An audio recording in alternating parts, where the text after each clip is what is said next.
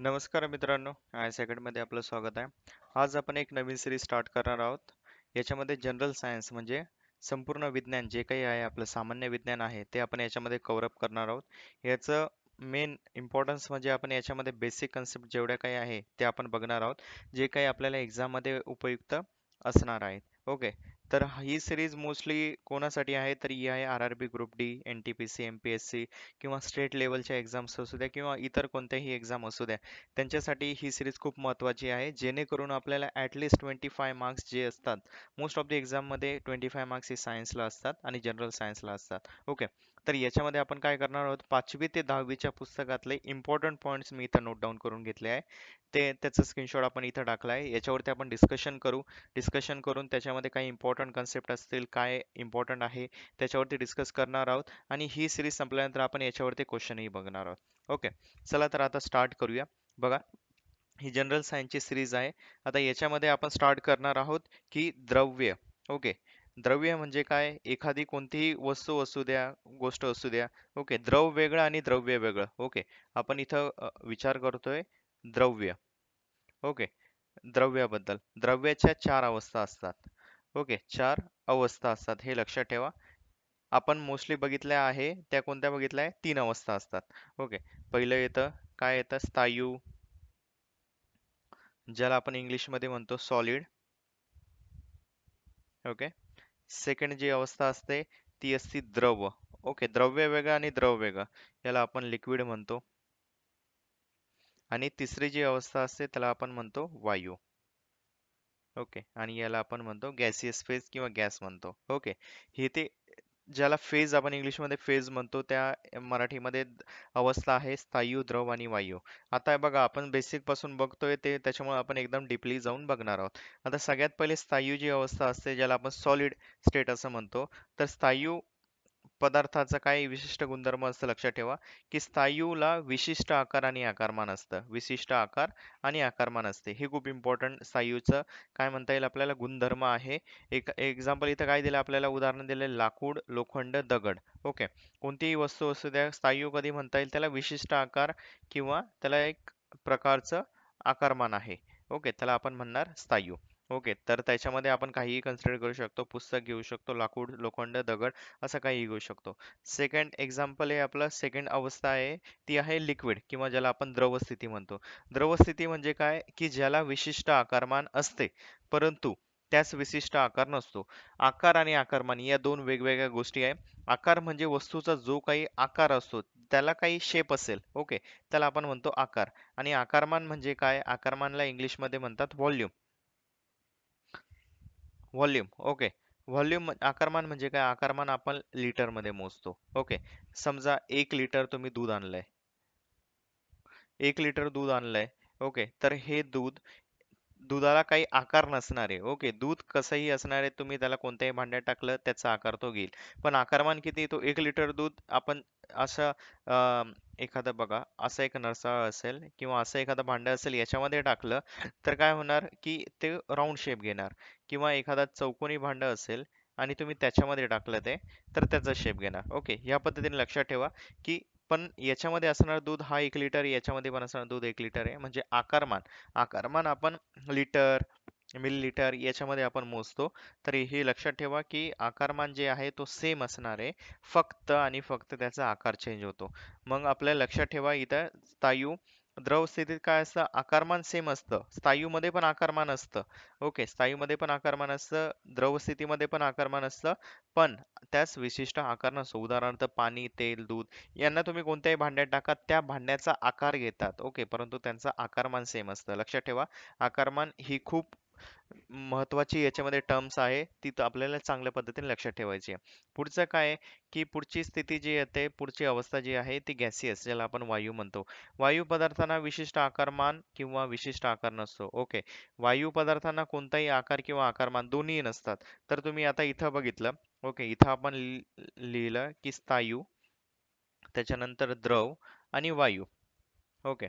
आणि इथं आपण लिहिलं की आकार आणि आकारमान, या दोन गोष्टीवरती आपण त्याला जज करतोय. ओके. या तिन्ही गोष्टींना. आता सगळ्यात पहिले आपण काय बघितलं, की स्थायूला बघा आपण इथे असं एक टेबल बनवून घेतला आपण. स्थायूला आकार असतो, ओके असतो. त्याच्यानंतर काय येतं, द्रवला आकार असतो का, नाही, द्रवला आकार नसतो. वायूला पण आकार नसतो, बरोबर. आकारमान, स्थायूला आकारमान असतं, स्थायूला आकारही असतो आणि आकारमानही असतं. द्रवाला आकारमान असतं, ओके. पण वायूला आकारमान नसतं. तर याच्यामध्ये आपल्याला ह्या गोष्टी लक्षात ठेवायच्या, खूप इम्पॉर्टंट गोष्टी आहे जे आपल्याला एक्झाम मध्ये विचारले जातात. आता चौथी फेज इथं सांगितली, याच्यामध्ये हवा, ऑक्सिजन, नायट्रोजन. बघा आकारमान का नसतं ऑक्सिजनला. ऑक्सिजन तुम्ही समजा, तुम्ही एखादं हवा घेतली, ओके. हवा एवढ्या बॉक्समध्ये भरली आणि सेम हवा तुम्ही छोट्यावाल्या बॉक्समध्ये भरली, तर याच्यामध्ये प्रेशर वाढतं. पण एवढीच्या एवढी हवा तुम्ही याच्यामध्ये बसवू शकतात इझिली, ओके. तर त्याच्यामुळे लक्षात ठेवा, हवा दाबली जाते, पाणी दाबलं जात नाही किंवा सॉलिड दाबलं जात नाही, पण हवा दाबून आपण ती कंप्रेस करून बसवू शकतो, त्याच्यामुळे त्याचं आकारमान चेंज होतं, ओके. आणि पुढची चौथी अवस्था आपल्याला सांगितली आहे, ही जस्ट फॉर रेफरन्स आपण घेऊ शकतो, की प्लाझ्मा अवस्था. प्लाझ्मा ही काय आहे, प्लाझ्मा ही जी अवस्था सूर्याच्या पृष्ठभागावर घडते, त्या ठिकाणी अणूचे प्रचंड प्रमाणात आयनीभवन होतात, ओके.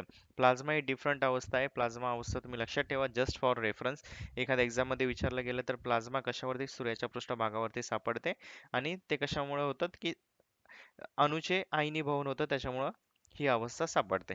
आता पुढचा पॉइंट आला आपला की द्रवाचे भौतिक गुणधर्म, ओके. आपल्याला गुणधर्म विचारले जातात की द्रव्याचे गुणधर्म, सॉरी द्रवाचे नाही, द्रव्याचे गुणधर्म कोणते. तर सगळ्यात इम्पॉर्टंट काय आहे, की सगळ्यात पहिला जो गुणधर्म आहे की द्रव्य जागा व्यापतात, ओके. द्रव्य जागा व्यापतात, जागा व्यापतात, ओके. म्हणजे तुम्ही एखाद्या जमिनीवरती समजा एखादी पुस्तक ठेवलं, त्यांनी जागा व्यापली आहे. एखादी बुक ठेवली, एखादं पाणी ठेवलं, पाण्याचा ग्लास ठेवला, ग्लासमध्ये पाणी आहे, तर हे काय करताय, द्रव्य जागा व्यापतात आणि सर्व पदार्थ जागा व्यापतात. म्हणजे जेवढे काही पदार्थ पृथ्वी तलावरती अवेलेबल आहे ते सगळेच्या सगळे जागा व्यापतात, बरोबर. त्यांना काहीतरी जागा लागते. लाकूड असू द्या, टीव्ही असू द्या, फ्रीज असू द्या, कोणतीही गोष्ट असू द्या, ते जागा व्यापतात. सगळ्यात पहिला खूप सिंपल गुणधर्म आहे, लक्षात ठेवा. हे गुणधर्म आपल्याला एक्झाम मध्ये पण विचारले जातात, खूप सिंपल वेने विचारले जातात. फक्त आपल्याला कन्सेप्ट आता समजून घ्यायचे आहे खूप चांगल्या पद्धतीने. पुढचं काय आहे की वस्तुमान. सेकंड येतं वस्तुमान. जागा व्यापतात, आता आलं वस्तुमान, ओके. वस्तुमान आणि वजन ह्या दोन डिफरंट गोष्टी आहे, हे लक्षात ठेवा. आता बघा मी इथे एक्सप्लेन करतो. आता इथे काय दिलंय की पदार्थाचे वस्तुमान म्हणजे त्यामधील द्रव्य संचय होय. वस्तुमान हा सर्व पदार्थांचा सर्वसामान्य गुणधर्म आहे. वस्तुमान म्हणजे प्रत्येक गोष्टी जी काही पृथ्वी तलावरती अवेलेबल आहे, त्या प्रत्येक गोष्टीला वस्तुमान आहे. वस्तुमान हे द्रव्याच्या आकारमानाच्या प्रमाणात असते. भिन्न प्रकारचे द्रव्य असलेल्या परंतु सारखेच आकारमान असलेल्या पदार्थाचे वस्तुमान भिन्न असू शकते. वस्तुमान म्हणजे काय म्हणताय बघा, एखादी वस्तू असेल आणि त्याच्यामध्ये बारीक बारीक बारीक बारीक बारीक बारीक पार्टिकल असतील, ओके. समजा एखादा बॉक्स घेतला तुम्ही, आता मी इथे एक्सप्लेन करतो तुम्हाला, की एक चौकोनी तुकडा आहे असा लक्षात घ्या, आणि सेम एक चौकोनी तुकडा आपण घेतलाय, ओके. तर वस्तुमान म्हणजे काय, समजा हा आहे आपण बनवला लाकडाचा तुकडा घेतला, ओके. लाकूड घेतला, साईज सेम आहे दोघांची, आणि हा घेतला लोखंडाचा, ओके. तर आपल्याला इथं बघायला काय भेटतं की लोखंडाचा तुकडा हा हेवी असतो किंवा जड असतो ॲज कम्पेअर टू लाकडाचा तुकडा, ओके. असं का होतं, तर असं होतं कारण याच्यामध्ये जे काही द्रव्य संचय आहे किंवा याच्यामध्ये जे काही पार्टिकल्स आहे ते जवळ जवळ नाहीये, ओके. या चौकोनी तुकडा म्हणजे लाकडाच्या तुकड्यामध्ये जे पार्टिकल्स असतील ना, ते असे लांब लांब असतील, म्हणजे यांची डेन्सिटी किंवा घनता आपण जी म्हणतो ही खूप कमी असते. आणि लोखंडामध्ये काय, लोखंडामधले जे पार्टिकल आहेत ते जवळ जवळ जवळ जवळ असल्यामुळे याचं वजन वाढतं, ओके. याला म्हणतो आपण डेन्सिटी किंवा घनता जास्त असते.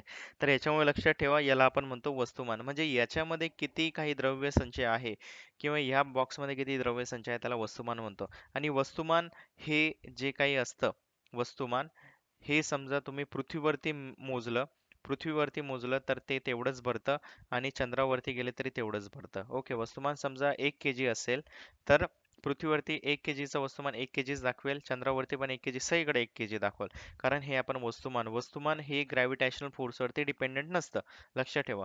वस्तुमान हे वस्तुमान हे गुरुत्वीय बलावरती डिपेंडंट नसतं, तर वस्तुमान हे त्याच्या द्रव्य संचयावरती डिपेंडंट असतं, एवढे लक्षात ठेवा, ओके.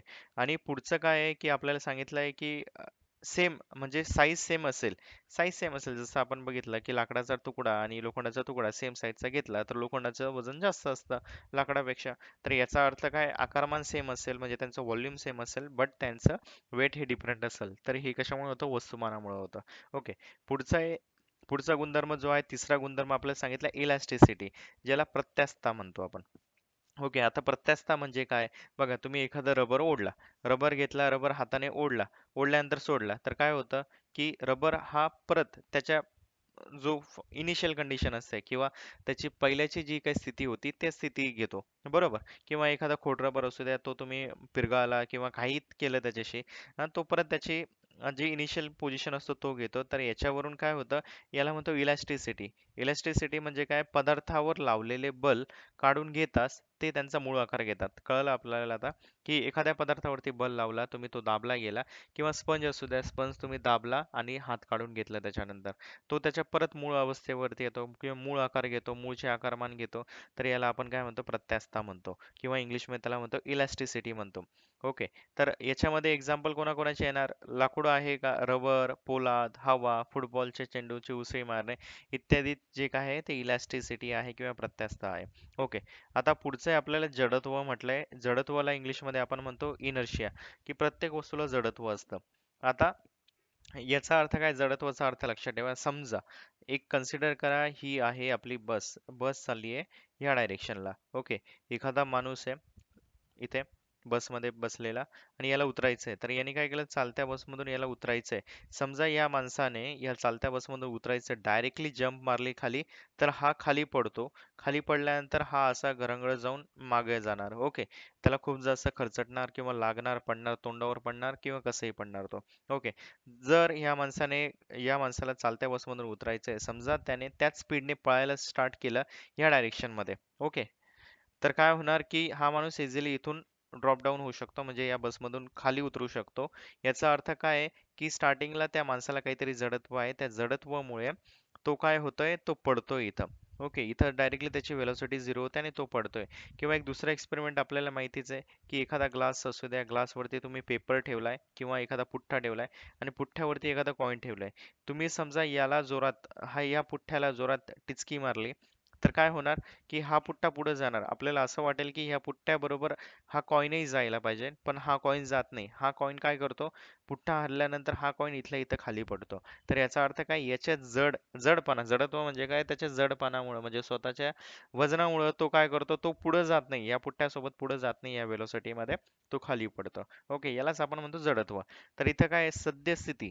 सद्यस्थिती स्वतःहून न बदलण्याची पदार्थाची प्रवृत्ती, म्हणजे हा इथून हल्ला का, हा नाही हल्ला, हा खालीच पडलाय, तर हे प्रवृत्ती असते. पदार्थाच्या या प्रवृत्तीस जडत्व असे म्हणतो. उदाहरणार्थ ग्लास, पोस्टकार्ड आणि नाण्याचा प्रयोग, जसं आपण इथे एक्सप्लेन केलं की चालत्या किंवा बस रेल्वेतून उतरताना पळावे लागणे, म्हणजे आपण काय करतो, तेवढं जो जडत्व आहे आपलं जडत्व ते कमी करून ते पळायला लागतो तिथं. ओके.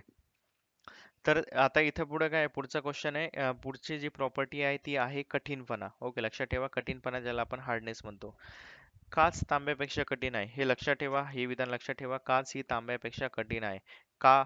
कारण काचेने तुम्ही तांब्याच्या तुकड्यावर समजा ओरखाडे मारले तर तिथं ते स्क्रॅचेस येतात, स्क्रॅचेस किंवा ओरखाडे येतात. त्याच्यामुळे काय होतं की काच ही तांब्यापेक्षा कठीण आहे. आणि कोणत्याही वस्तूवरती समजा तुम्ही स्क्रॅचेस पाडले आणि त्या वस्तूवरती स्क्रॅचेस येत असतील, तर त्याचा अर्थ काय, ज्या वस्तूवर तुम्ही स्क्रॅचेस पाडले आहे ती वस्तू मऊ आहे ऍज कम्पेअर्ड टू तुमच्या हातात जी वस्तू आहे. ओके. समजा दगडाने तुम्ही भिंतीवरती काही लिहिलं किंवा स्क्रॅचेस पाडले तिथं, याचा अर्थ काय आहे की भिंत मऊ आहे दगडापेक्षा. ओके. त्याच पद्धतीने काचेने समजा तांब्यावरती स्क्रॅचेस येत असतील, तर याचा अर्थ आहे काच ही त्याच्यापेक्षा कठीण आहे. ओके. किंवा त्याची हार्डनेस जास्त आहे असं आपण म्हणू शकतो. त्याचप्रमाणे सगळ्यात जास्त हार्ड जो पदार्थ आहे तो आहे हिरा, हे लक्षात ठेवा. त्याच्यामुळे काच कापण्यासाठी कोणाचा उपयोग होतो, मोस्टली हिऱ्याचा वापर करतात. पुढचं आहे ठिसूळपणा, याला आपण ब्रिटलनेस म्हणतो. ओके. ब्रिटलनेस म्हणजे काय, म्हणजे एखादी वस्तू खाली पडली, जमिनीवर पडली किंवा त्याच्यावरती काही आघात झाला, तर तो पदार्थ तो फुटतो किंवा त्याचे 4-5 तुकड्यामध्ये रूपांतर होतात. जसं की एखादा खडू आहे, एक पूर्ण खडू घेतला तुम्ही, असा मोठावाला चॉक घेतला आणि तो तुमच्या हातातून पडला तो. पडल्यानंतर काय होतं, खडूचे 4-5 तुकडे होतात. ओके.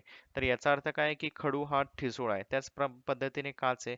काच ही जोरात खाली पडली तर तिचे तुकडे होतात. तर यालाच आपण काय म्हणतो, ठिसूळ आहे. आणि ठिसूळ असणारे पदार्थ लक्षात ठेवा, ठिसूळ असणारे पदार्थ हे कठीण असतात. ओके, सगळ्यात इम्पॉर्टंट.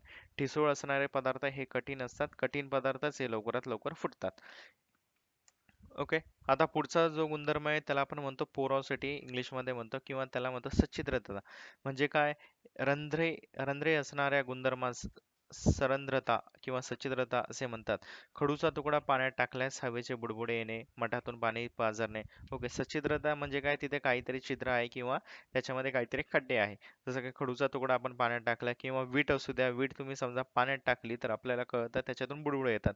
बुडबुडे का येतात, कारण त्याच्यामध्ये काही खड्डे आहे, पोरस आहे तो, आणि त्याच्यामधून हवा ही बाहेर येते. ओके. आणि हवेची जागा कोण घेतं, पाणी घेतं. त्याच्यामुळे लक्षात ठेवा, काय, जे ह्या गोष्टी असतात यांना आपण सच्छिद्र वस्तू असं म्हणतो. ओके.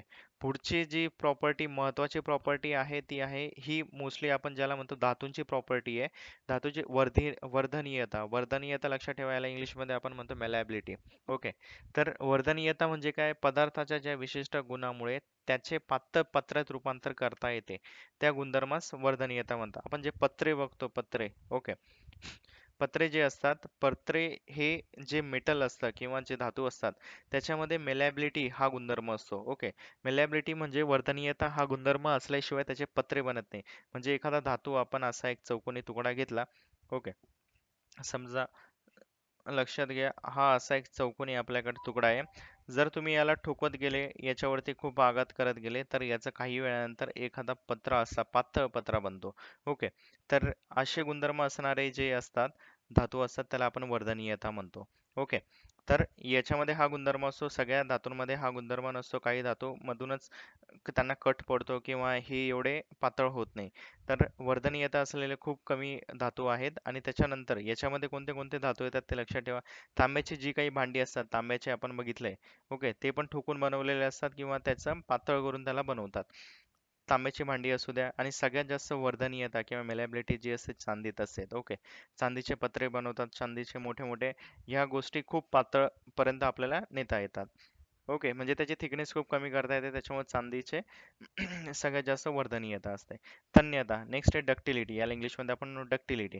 पदार्थाच्या गुणधर्मात त्याचे बारीक तारा काढता येतात. ओके. ज्या धातूंच्या बारीक तारा काढता येतात किंवा जे ओढल्यानंतर त्याचं बारीक तारामध्ये रूपांतर होतं. ओके. लांब तार, म्हणजे त्या तुटत नाही किंवा लांब तार बनते त्याची, त्याला आपण म्हणतो तन्यता.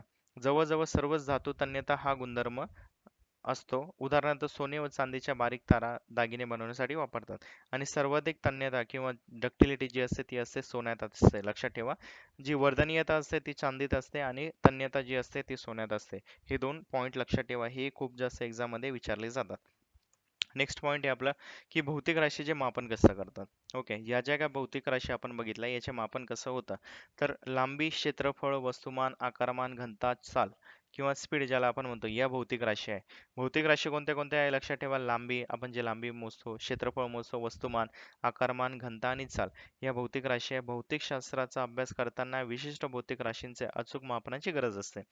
आता मापन म्हणजे काय, मापन म्हणजे लक्षात ठेवा, विशिष्ट परिमाणाशी एखाद्या राशीची तुलना करणे, म्हणजे त्या राशीचे मापन करणे होय. त्यास एकक असे संबोधतो. प्रामाणिक एकक किंवा स्टँडर्ड युनिट आपण ज्याला इंग्लिशमध्ये म्हणतो. एखाद्या विशिष्ट राशीचे मापन सर्व स्थळी सर्व काळी एकसारखे येण्याकरता काही प्रमाणित, म्हणजे बघा, प्रामाणिक एकक किंवा स्टँडर्ड युनिट म्हणजे काय, समजा आज तुम्ही 1 किलो, ओके, एखादं एक्झाम्पल घेऊ. 1 किलो इथून आपण एखादं लोखंड घेतलं. ओके. 1 किलो लोखंडाचं वजन तुम्ही इंडियामध्ये केलं. त्याच्यानंतर तुम्ही गेले USA ला, आणि USA ला त्यांच्या काट्यावरती तुम्ही 1 किलो लोखंड, त्याचंच वजन केलं, तर ते 1 किलोच भरायला पाहिजे. ओके. समजा ते जाऊन तिथं 2 किलो भरत असेल, तर याचा अर्थ काय आहे, की काहीतरी प्रॉब्लेम आहे. तर कशामध्ये, त्या सिस्टीम मध्ये. तर हे सगळीकडे सेम असावं, किंवा तुम्ही इथून 1 किलो नेलं आणि दुसऱ्या देशामध्ये ते 2 किलो भरलं, असं व्हायला नको. तर सगळे ठिकाणी सेम टू सेम वेट आला पाहिजे. तर याच्यासाठी काय करतात, की जे स्टँडर्ड युनिट आहे, म्हणजे इंडियामध्ये जे लोक यूज करतील, जे वजन यूज करतील मोजण्यासाठी, तेच USA मधले लोक यूज करतील. ओके, तेच UK मधले लोक यूज करतील. असं पूर्ण जगभरातले लोक एकच वजन यूज करतील, म्हणजे 1 किलोचा एखादा माप असेल तर USA वाले तेच वापरणार, इंडिया वाले पण तेच वापरणार, बाकीचे देशातले लोकही तेच वापरणार. तर याच्यामुळे काय होणार, सगळीकडे एकच सारखेच येणार. ओके, जे वेट असणार आहे, कोणत्याही गोष्टीचा वेट असणार ते एक सारखंच येणार. त्याच्यामुळे आपण काय करतो, एक स्टँडर्ड युनिट किंवा ज्याला प्रामाणिक एकक आहे, म्हणजे सर्वजण एकच एकक यूज करणार असं आपण बनवतो, त्याला आपण म्हणतो स्टँडर्ड युनिट किंवा प्रामाणिक एकक आहे. आता प्रमाणित एककाचे याचे गुणधर्म काय पाहिजे ते लक्षात ठेवा. ते एकक सहजपणे उपलब्ध होणारे असं, म्हणजे इझिली सगळ्यांना अवेलेबल असायला पाहिजे तिथं, की ते असं असायला नको की ह्या लोकांना अवेलेबल आहेत बाकीच्या लोकांना अवेलेबल नाही, असं पाहिजे नाही. ते नाशवंत नसावे किंवा ते नाशवंत नसावे, म्हणजे काही 6 महिने वापरलं ते एकक खराब झालं किंवा ते मशीन खराब झालं असंही पाहिजे नाही आपल्याला ते. आणि ते काल परत्वे बदलणारे नसावे. बघा, इंडियामध्ये एखादं तुम्ही ते स्थल आणि काल, म्हणजे इंडियामध्ये तुम्ही एखादी वस्तू यूज केली, त्याच्यानंतर तुम्ही दुसरीकडे गेलात, दुसऱ्या ठिकाणी ती वस्तू वापरली तर तिथं ती चेंज झाली आहे, असं काही आपल्याला नको आहे. ते सगळीकडे सेम पाहिजे अशा टाईपचे आपण एकके बनवतो. ओके, आता याच्यामध्ये काय पुढे लक्षात ठेवा की फंडामेंटल क्वांटिटीज आपण ज्याला म्हणतो, मूलभूत राशी. मूलभूत राशी हे खूप इम्पॉर्टंट चॅप्टर, लक्षात ठेवा. सोयीसाठी लांबी, वस्तुमान आणि काल या 3 राशी मूलभूत मानल्या जातात. 3 मूलभूत राशी कोणत्या आहे लक्षात ठेवा, लांबी, त्याच्यानंतर वस्तुमान ज्याला आपण केजी म्हणतो, आणि काल, काल ज्याला आपण टाइम म्हणतो. ओके, ह्या 3 इम्पॉर्टंट आहे ज्याला मूलभूत राशी, कारण ही एकके एकमेकांवर अवलंबून नाही आणि जवळजवळ सर्वच राशींची एकके लांबी, वस्तुमान, काल यांच्या एककात दर्शवतात येतं. आता मापनाच्या ज्या पद्धती, आपण ज्या मापनाच्या पद्धती म्हणतो, या मोस्टली एक्झाम मध्ये विचारले जातात, लक्षात ठेवा. MKS पद्धत असते, CGS पद्धत असते, FPS पद्धत असते. FPS ही मोस्टली विचारली जात नाही. MKS आणि CGS या दोन्हीच आपल्याला मोस्टली बघायच्या आहे. MKS पद्धत, M म्हणजे काय लक्षात ठेवा, M चा अर्थ होतो मीटर, K चा अर्थ होतो किलोग्रॅम आणि S चा अर्थ होतो सेकंद.